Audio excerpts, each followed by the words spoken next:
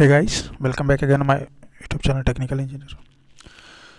आज हम लोग मशीन का सेकंड पार्ट हम लोग देखेंगे। ठीक है, इसमें कुछ और हम लोग क्वेश्चंस करेंगे जो कि एसएससी प्रीवियस ईयर, और ये जो है वो मेरा SSC JE, UPPCL, PGCI and NLC and जो भी मेरा वाईजेक एग्ज़ाम ये सब पेंडिंग है होने वाले, वो सब में हेल्पफुल रहेगा। ठीक है, चलिए फर्स्ट स्टार्ट करते हैं। इसमें बोला क्या, power transformer are design such that.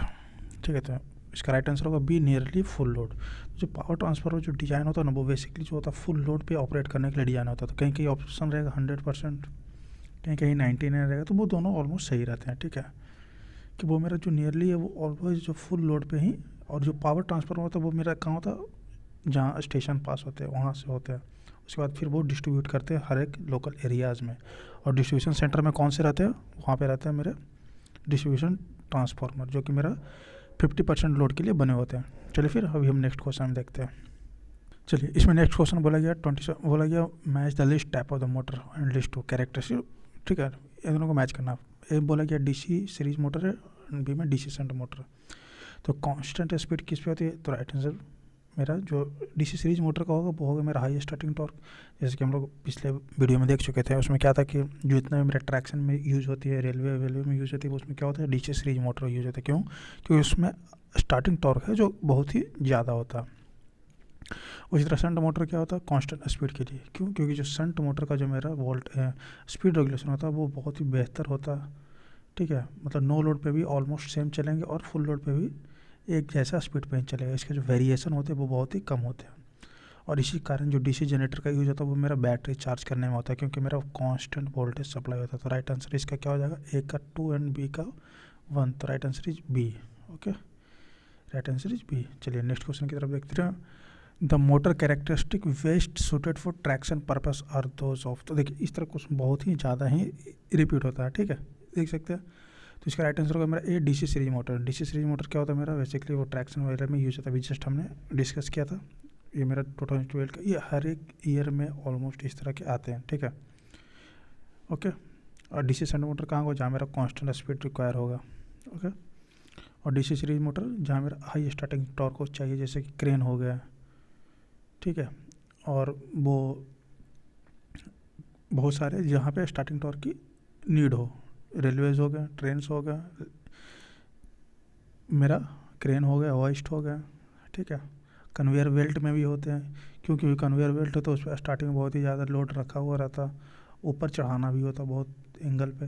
तो उसमें जो होता है स्टार्टिंग में डीसी सीरीज मोटर रहता है, तो स्टार्टिंग टॉर्क हाई रहता है, तब जाके वो मूवमेंट स्टार्ट हो पाता है। ठीक है, चलिए फिर नेक्स्ट क्वेश्चन में देखते हैं। चलिए, यहाँ बोला कि 11 wound DC generator having 250 M armature conductor and run at 1200 RPM. It was generated EMF 200 volt. Then the operating flux of a DC generator is। ठीक है, इसे सिंपल है। इसमें बोला गया फ्लक्स क्या होगा मेरा। ठीक है, ऑपरेटिंग फ्लक्स जो है डीसी जनरेटर का वो मेरा क्या होगा। ठीक है, तो बेसिक्स जानते हैं हम लोग। E इज इक्वल टू क्या होता है, P/N/Z/60A। ओके, सारे क्वांटिटी यहाँ दिए गए हैं। 250 आर्मेचर कंडक्टर, मतलब यहाँ जेड दे दिया गया। ई मेरा 200 दे दिया गया। बैक ईएमएफ मतलब जो जनरेटर ईएमएफ होते हैं, ई मेरा 200 दे दिया गया। स्पीड मेरा 1200 आरपीएम दे दिया, एन दे दिया गया। और यहाँ बोला गया लैब बून डीसी जनरेटर। तो लैब के लिए मेरे को पता होता है क्या, ए इज इक्वल टू पी। ठीक है, यहाँ पे होता है। अब सिंपल यहाँ पे हम लोग डाटा पुट कर देंगे। यहाँ से स्टार्ट करते हैं। पी पहले ई पुट कर लेते हैं। ई जो मेरा क्या है, 200 इज इक्वल टू P5 मेरे को निकालना है, एन 1200 इंटू जेड मेरा क्या, कंडक्टर 250 दिया गया था, 60। ए इज इक्वल टू पी होता है, लैप में यहाँ भी पी कर दे रहा है, तो पी से पी कैंसिल। तो यहाँ से हम लोग जब 5 निकालेंगे तो इसका जो राइट आंसर आ जाएगा वो हो जाएगा 0.04 वेबर। ओके, ये अपना आंसर हो जाएगा। ठीक है, तो इसका राइट आंसर होगा मेरा क्या, बी, 0.04 वेबर। ठीक है। इस तरह नेक्स्ट में करते, ये सब आपको याद रखना है। इसमें अगर अभी डॉट हुआ हो कि कैसे कैसे क्या है, मतलब न्यू लग रहा हो तो भूल जाओ भैया कि इस बार तो निकलने से रहा। ये सब तो आपको याद होना ही चाहिए, ठीक है। क्या होता है मेरा एनडीओसीओ में, जिसमें रिलेशन, ये सब डायरेक्ट, इससे पता कितने सारे क्वेश्चन बन सकते हैं। इससे आपको 1 2 3 4 अननोन पूछे जा सकते हैं, ठीक है। चलिए फिर नेक्स्ट में देखते हैं। चलिए यहाँ बोला गया the highest speed attainable by DC shunt motor is, तो इसका मैक्सिमम हाईएस्ट स्पीड क्या हो सकता है, ये बोला जा रहा है कि डीसी शंट में। ऑप्शन क्या बोला, much higher than no load speed, much lower than no load speed, C ideally infinite, या D equal to no load speed. तो डीसी शंट मोटर का प्रॉपर्टी पता है कि जो मेरा स्पीड रेगुलेशन होता है उसका वो बहुत ही सही होता है, मतलब कि जो मेरा नो लोड और फुल लोड का जो स्पीड होता है वो ऑलमोस्ट सेम होता है, ठीक है। मतलब नो लोड पे जितना चल रहा है उसी के आसपास ही, जस्ट 2-5% जो भी डिफर करेगा वो मेरा फुल लोड चलेगा, ओके। तो इसका राइट आंसर होगा equal to no load speed, इसलिए इसे कांस्टेंट जहाँ रिक्वायरमेंट होती है स्पीड की वहाँ पे हम लोग यूज करते हैं, ठीक है। Equal to no load speed, right answer is D. देख रहे इस तरह कितने क्वेश्चंस आ जाते, डायरेक्ट आ जाते, डायरेक्ट मशीन से। पता है आपको 15 से 20 तो मैं बोल सकता हूँ, या फिर 12 से 18 फिक्स रहते हैं कोई भी 100 मार्क्स वाले एग्ज़ाम में। कोई भी 100 मार्क्स वाले जितने भी है उसमें आपको 15 से 20 आपको मशीन मिलेगा, 12 से 18 आपको पावर सिस्टम। इससे ये तो स्किप करने का तो कभी आप सोचे भी नहीं, अगर जो सोचे होंगे तो क्या बोले, सोचना भी नहीं, ठीक है। ये जो है तो बहुत ही ज़्यादा बेस से होते हैं, ठीक है। ये तो आना ही चाहिए। 3 network theory, machines, power system and power electronics, जहाँ इलेक्ट्रॉनिक्स की रिक्वायरमेंट होती है, ये सारे मेजर्स होते हैं। इससे आपको 60% क्वेश्चंस बनेंगे। और EMI जो स्टेट लेवल और जूनियर इंजीनियर इसमें होते हैं, इसमें डायरेक्ट EMI से रहते हैं। तो ये जो 5 मिल जाता है आपको, 60% टू 65% आपको इसी से कवर करेंगे। बाकी जितने होते हैं वो दो कर दे देते हैं। तो मेन अगर इस पे कमांड आ गया तो कोई नहीं रोक सकता, ठीक है। एक चीज़ जान लो, तो मशीन तो सबसे इम्पोर्टेंट ये हम लोग करा रहे हैं। इसमें हम लोग ऑलमोस्ट बहुत ज़्यादा क्वेश्चंस कराएंगे, 500 जितने प्रीवियस ईयर वो हम लोग देखेंगे। न्यू क्वेश्चन रहेगा, टेस्ट सीरीज रहेगा। उसके बाद हम लोग को नेक्स्ट चैप्टर आएगा वो है पावर सिस्टम। उसके बाद फिर EMI, उसके बाद फिर इलेक्ट्रॉनिक्स की देखेंगे, या फिर जैसा बोलना। और हाँ, ज़रूर फीडबैक ज़रूर दे देना यार, कमेंट करके मेरे को बता देना क्या रिक्वायरमेंट है, क्या चाहिए क्या नहीं। मेरे को कोई दिक्कत नहीं, जैसा है अच्छा है अच्छा, ख़राब है ख़राब, कोई भी दिक्कत नहीं। जैसा होगा बता दिया करो, लेकिन बस बता दिया करो, इससे सामने वाले को पता चलता है ना कि क्या रिक्वायरमेंट है, ओके। चलो फिर नेक्स्ट में हम लोग देखते हैं। चलिए यहाँ पे क्वेश्चन देखते हैं। बोले the direction of rotation of, मतलब रोटेशन चेंज करना है मेरे को, DC shunt motor can be reverse by interchanging. मतलब बोला कि डीसी शंट मोटर होता है उसको मेरे को रोटेशन को चेंज करना। मान लीजिए अगर ये क्लॉक वाइज है तो उसको मेरे को एंटी क्लॉक करना। तो कौन कौन से वे हैं, पहला बोला the armature terminals only, either field और आर्मेचर, द सप्लाई टर्मिनल, या द फील्ड टर्मिनल ओनली। तो देखिए इसका right answer the armature terminals only, okay. Basically होता ये है कि आप चाहे तो इसको फील्ड को भी चेंज करने से हो जाएगा, लेकिन जब डीसी शंट मोटर जो रनिंग कंडीशन में होते हैं, ठीक है, शंट मोटर पता फील्ड वाइंडिंग होती है उसमें, और जो शंट में होता है उसमें फील्ड वाइंडिंग में बहुत ही ज़्यादा करंट होती है, मतलब कि EMF इंड्यूस रहती है। तो उसे चेंज करना थोड़ा सा जो वो डिफ़िकल्ट होता है, ठीक है, as compare to armature terminal. तो जो बेसिकली फेवरेबल है जो किया जाता है वो होता है मेरा था आर्मेचर टर्मिनल्स ओनली, ओके। तो राइट आंसर इज ए। चलिए फिर नेक्स्ट में देखते हैं। एक अच्छा क्वेश्चन आया वो न्यूमेरिकल में है, ठीक है। इस तरह क्वेश्चन आते रहते हैं, इस तरह क्वेश्चन पता भी रहना चाहिए, इससे आपको बहुत सारी चीज़ क्लियर्स रहते हैं। देखिए लोग कहते हैं कि ये डिफ़िकल्ट क्वेश्चन इसे स्किप कर दिया जाए, मतलब घर पे प्रैक्टिस करते टाइम भी ऐसा ही करते हैं, बोलते हैं इस तरह आता है। लेकिन जो वो हार्ड क्वेश्चन होते हैं ना, वो एक क्वेश्चन बनाने से पता है आपको 6 से 7 ईजी क्वेश्चन बन जाते हैं। इसलिए हार्ड क्वेश्चन को घर पे तो स्किप ना करा जाए, क्योंकि भले ही आंसर नहीं आए लेकिन बहुत सारे कॉन्सेप्ट उसमें क्लियर हो जाते हैं, जो कि फिर फर्दर जो है मेरे एग्जाम्स में वो काम आते हैं। बोला गया ए 3 phase transformer has its primary connected in delta, okay, delta, and secondary in star. Okay, ये चीज़ आपको ध्यान रखना ऑलवेज, इसी पे क्वेश्चन से बहुत क्वेश्चन इसमें से बहुत बना कर भी गलत लेकर आएंगे। ठीक है, secondary to primary turns ratio 6 दे दिया गया, फॉर ए प्राइमरी वोल्टेज 200 दे दिया गया, the secondary voltage would be, एकदम ईजी क्वेश्चन से बोल दिया गया है N2/N1 इज इक्वल टू 6। आपको पता है N2/N1 6 है, तो मेरा क्या V2/V1 भी मेरा सेम होगा। और यहाँ पे मेरा क्या दे दिया गया था, V1 मेरा प्राइमरी वोल्टेज 200 दे दिया गया था, तो V2/V1 is equal to 6 and V2/200 is equal to 6। तो V2 मेरा क्या आ जाएगा 1200। यहाँ पे लड़के जो है 1200 टिक करके मार के आ जाएंगे। ऑप्शन भी दिया है सी टिक, लेकिन ये पूरी तरह से क्या है, गलत है, क्योंकि भैया बोल दिया ये डेल्टा टू स्टार कनेक्टेड है। ठीक है, डेल्टा में क्या होता है कि जो मेरा फेज वोल्टेज वो मेरा लाइन वोल्टेज, लेकिन स्टार में ऐसा होता नहीं। ये मेरा फेज वोल्टेज जो भी निकला डेल्टा के अकॉर्डिंग निकला, इसको मेरे को स्टार में कन्वर्ट करना होगा, तो √3 से मेरे को मल्टीप्लाई करना होगा 1200 में, तो जाके मेरा राइट आंसर आ जाएगा, वो हो जाएगा मेरा 2078। इसका करेक्ट ऑप्शन क्या है इसमें, ए, बी नहीं, सी नहीं, तो राइट आंसर इज ए 2078, ये मेरा होता है। ठीक है, इसलिए स्टेप अप में यूजुअली जो है ना डेल्टा स्टार कनेक्शन रहता है। चलिए नेक्स्ट क्वेश्चन देखते हैं। चलिए एक और नंबर के लिए यहाँ पे, the iron loss in 100 kVA transformer is 1 kV। यहाँ पे बोल दिया iron loss PI is equal to मेरा 1 kW दे दिया गया, and full load copper loss is 2 kW, मतलब P कॉपर फुल लोड मेरा दे दिया है 2 kW। तो मैक्सिमम इफिशिएंसी अगर एट लोड ऑफ, अब बोला कौन से लोड पे मेरा मैक्सिमम इफिशिएंसी मिलेगा।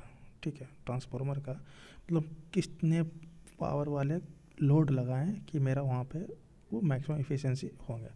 तो यहाँ पे एक फार्मूला होता है जो कि आपको याद रखनी है, SN मैक्स, ये मेरा क्या है, लोड है, एट SN मैक्स मतलब जो मेरा पावर होते हैं ना रिएक्टिव पावर वाले, ठीक है, मतलब एपरेंट पावर है इस वाले, वो मेरे पावर है यहाँ पे, is equal to S full, जो मेरा इस फुल जो रहता है is equal to PI divide by PCU full. ये मेरा आयरन लॉस है, ये मेरा कॉपर है फुल पे, आयरन मेरा किसी भी पे और ये मेरा कॉपर जो है फुल पे। ठीक है, तो मेरे को मैक्सिमम पूछा और मेरा फुल लोड यहाँ पे दे दिया गया हुआ, हाँ मतलब फुल दे दिया है, फुल लोड कॉपर लॉस यहाँ पे 100 kVA दे दिया गया, 1 सारे मेरे फुल लोड पे है, PI भी मेरे फुल लोड है, तो यहाँ पे एस फुल क्या होगा 100 kVA 100 P1 2, इसे सॉल्व करें राइट आंसर 17.7 आ जाएगा kVA। तो राइट आंसर इज इसमें जो ऑप्शन है बी 17.7। ठीक है, नेक्स्ट में चलिए यहाँ पर the iron loss per unit frequency in A ferromagnetic core when plotted against frequency, बोला गया PI/F जो है वो मेरा फेरोमैग्नेटिक कोर का कैसा होगा, उसका ग्राफ अगर हम फ्रीक्वेंसी के अगेंस्ट पे प्लॉट करेंगे तो देखिए PI is equal to AF plus BF square. ठीक है, ये मेरा फेरोमैग्नेटिक जो होता है फेरोमैग्नेटिक का, वो मेरा फ्रीक्वेंसी और पावर जो होता है आयरन लॉस में उसका एक रिलेशन है, और ए और भी कुछ भी कांस्टेंट है जो ग्रेटर देन 0 होना चाहिए, मतलब पॉजिटिव कांस्टेंट हो गया। तो यहाँ से अगर हम PIF अगर कॉमन ले तो A प्लस BF,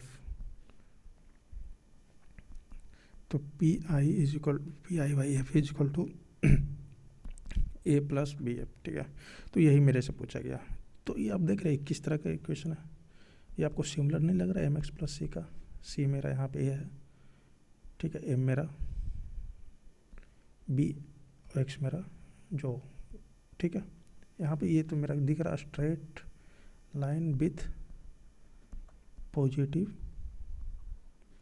स्लोप, क्योंकि मेरा सारा पॉजिटिव है, बी मेरा पॉजिटिव कांस्टेंट था, ए एंड बी मेरा क्या ग्रेटर देन 0 हम लोग स्टार्टिंग में ही था। ठीक है, तो इसका इस तरह क्वेश्चन का राइट आंसर हो जाएंगे a straight line with positive slope. Next में देखते हैं, चलिए यहाँ बोला if the supply polarity of armature terminal, ठीक है, your supply property armature terminal are separately excited DC motor reversed. अब यहाँ बोल दिया है कि जो पोलैरिटी है, मान लीजिए ये मेरा प्लस, ये मेरा माइनस, स्टार्टिंग में मेरा मोटर इससे चल रहा था, ठीक है। अब बोला क्या कि इसको हम लोग चेंज कर देंगे, तो इस तरह की कंडीशन को यहाँ पे हम लोग क्या बोलते हैं, प्लगिंग कंडीशन। जब हम लोग सप्लाई का टर्मिनल को चेंज कर देते तो प्लगिंग हो गया।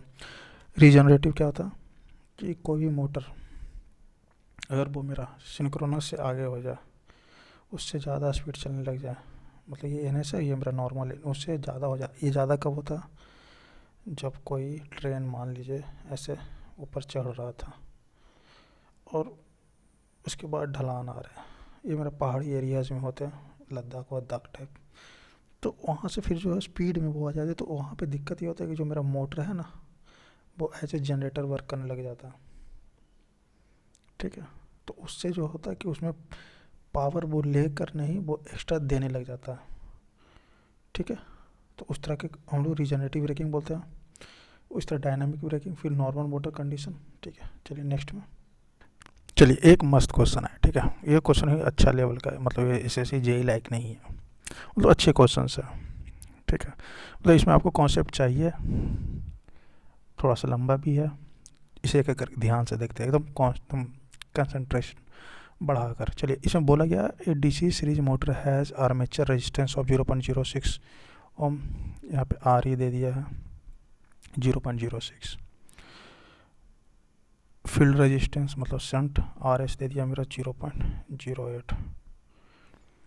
अब बोलिए the motor is connected to 400 volt supply, यहाँ मेरा सप्लाई वोल्टेज भी दे दिया 400 वोल्ट, एकदम ध्यान से।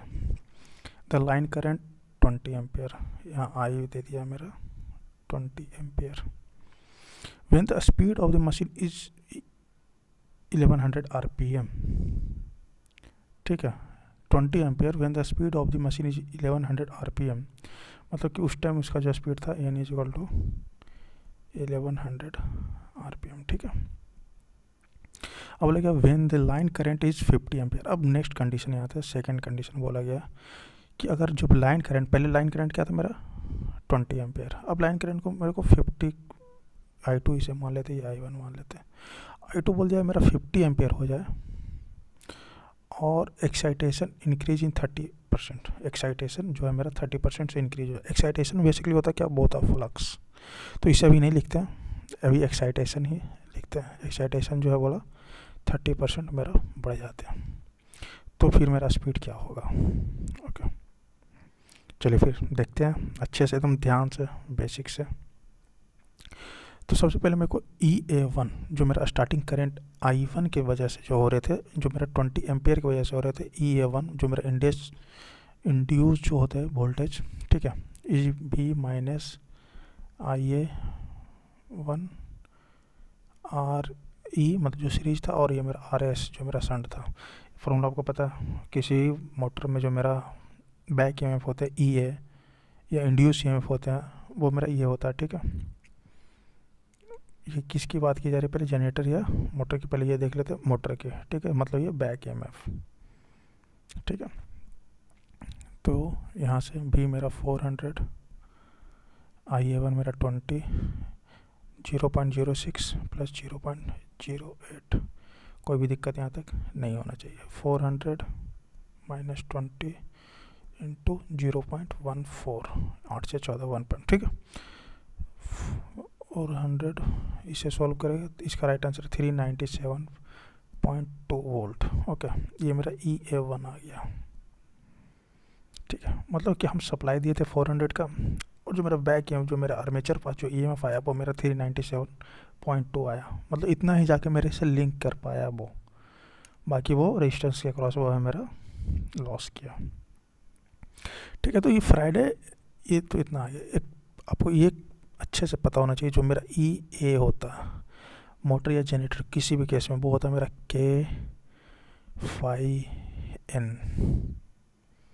ओके, K∅N होता है, इसे आप लोग अच्छे से याद रख लीजिए, ठीक है। तो यहाँ पे हम लोग K∅N इज इक्वल टू हम लोग लिख सकते हैं 397.2 जो अभी हम लोग लाया, मेरे को एन दिया हुआ 1100, ये मेरा स्पीड है, ये मेरा फ्लक्स है, एक ये मेरा कांस्टेंट रहता है। तो K phi is equal to हम लोग लिख सकते हैं 397.2 डिवाइडेड बाई एन। ठीक है, इसी तरह हम लोग यहाँ देखते हैं। तो K phi is equal to 397.2 divided by 1100, तो K phi is equal to 0.361। ये इक्वेशन याद रखना एकदम। के फाई इज इक्वल टू मेरा 0.361 आ चुका है। चलिए अभी नेक्स्ट प्रोसीड करते हैं, मतलब अभी और है क्वेश्चन, पेज पलटना होगा। ठीक है, तो अब मेरे को नाउ EA2 मतलब जो मेरा करंट I2 जो है वो मेरा 50 एम्पियर हुआ था, जो इसके वजह से बोल रहा है कि वहाँ उसके कारण स्पीड क्या होगा, और मेरा एक्साइटेशन जो है 30% इंक्रीज भी हुआ था। तो EA2 सेम चलेगा 400 मतलब V माइनस IA2 यहाँ पे। ठीक है, IA2 RE plus RS 400 50 ampere, RE RS तो सेम है, मोटर का फिक्स क्वांटिटी है। ये मेरा क्या होगा 0.14 400 माइनस इसे जो सॉल्व करने के बाद जो आता है वो आता है अपन 400 माइनस 50, ये मेरा EA2 जो है वो 393, यहाँ से मेरा EA2 जो है 393 आया। ओके, तो EA2 को हम लिख सकते हैं K5N2, मतलब K5 कोई दिक्कत नहीं, क्योंकि मेरे को N2 यहाँ से निकालनी है, इज इक्वल टू 393। अब K5 को इज इक्वल टू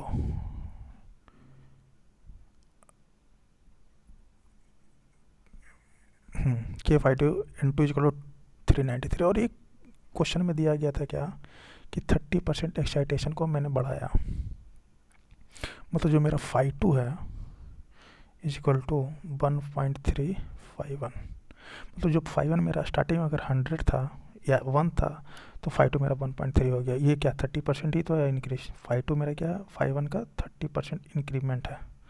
तो यही होता है एक्साइटेशन, फ्लक्स में मेरा इंक्रीज होता है तो वो मेरा एक्साइटेशन होता है। ओके, यहाँ पे थोड़ा सा अच्छा ये पॉइंट आपको जल्दी ध्यान में आता नहीं है। ये क्वेश्चन अगर उस टाइम बना होगा तो बहुत अच्छे पढ़ने में, मतलब अच्छे से समझ के गए होगे, नहीं तो स्किप करते हो तो कोई भी बुरी बात नहीं है। ठीक है, क्योंकि ये क्वेश्चन यहाँ पे उस टाइम स्ट्राइक होना थोड़ा सा मुश्किल था, क्योंकि क्वेश्चन में गिवन क्या कि जो फ्लक्स का जो मेरा एक्साइटेशन है, जो एक्साइटेशन है वो मेरा 30% इंक्रीज हुआ। तो पहले अगर फाइव मेरा 1 था तो φ2 मेरा 1.3 हो गया होगा। ठीक है, ओके, अब इसके बाद K5N2 इज इक्वल टू 393 यहाँ पे हम लोग। ठीक है, अब यहाँ पे φ2 की जगह हम लोग लिख सकते हैं 1.351 K 1.351 N2 is equal to 393, बिल्कुल कोई दिक्कत नहीं। अब इससे हम लोग